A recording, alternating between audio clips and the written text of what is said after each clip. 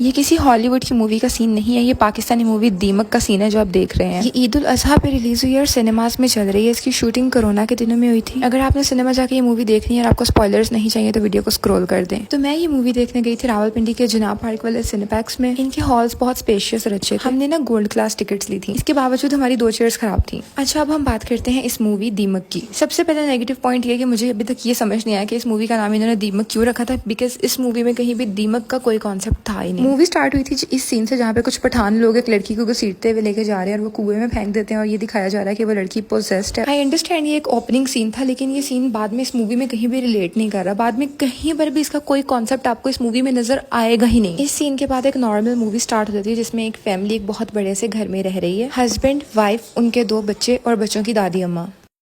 Movie में दिखाया ये जा रहा है कि उस फैमिली में पैरानॉर्मल एक्टिविटीज़ हो रही हैं, बच्चों के साथ भी और बड़ों के साथ भी। सास और बहू की हर वक्त लड़ाइयाँ हो रही हैं, जिसकी वजह से उन्होंने एक नर्स रखी है जो सास का ख्याल रखेगी, लेकिन उस नर्स को भी वो पैरानॉर्मल एक्टिविटीज़ और जन्नात की हाजिरी डरा के वहाँ से भगा देती है। घर के तीनों बड़े एडल्ट्स पर जन्नात के असरात और हाजिरी दिखाई गई है मूवी में कई जगह पर। उसके बाद फिर वो सारी पैरानॉर्मल एक्टिविटीज़ बच्चों के साथ भी शुरू हो जाती हैं। बच्चे को एक दफ़ा प्रॉपर जिन नज़र आता है और उसके बाद अपना दोस्त बना लेता है उस जिन को, उसके साथ वो खेल रहा होता है। और एक दिन उसकी मामा देख लेती हैं कि मेरा बेटा किसी ऐसी चीज़ के साथ खेल रहा है जो मुझे नज़र नहीं आ रही, तो उनको भी समझ आ जाता है कि यार इस घर में कुछ है। और जब अपने हस्बैंड से बात करती हैं तो वो उन्हें कहते हैं कि तुम तो पागल हो गई हो, तुम्हारा दिमाग ख़राब हो गया है। फैसल कुरैशी के अलावा घर का हर मेंबर, लिटरली बच्चे भी इन पैरानॉर्मल एक्टिविटीज़ को फेस कर रहे होते हैं। बच्चे जब भी अपने फादर को ये बताने की कोशिश करते हैं कि बाबा इस घर में जिन है, तो वो उनको डांट देता है कि तुम लोग तो पागल हो गए, तुम्हारी माँ तुम लोग को पागल कर रही है, उसको भी यही सब लगता है और तुम लोगों को भी यही सब लगता है। लास्ट में समीना पीरज़ादा की डेथ हो जाती है क्योंकि एक तो वो बहुत ज़्यादा बीमार और एजिड होती हैं और दूसरा उनके अंदर 1 से 2 दफ़ा जन्नात की हाजिरी होती है शायद, और उनकी वीक बॉडी ये चीज़ सह नहीं पाती और उनकी डेथ हो जाती है। उनकी डेथ के बाद बुशरा अंसारी उनके घर आती हैं। बुशरा अंसारी लास्ट पे किसी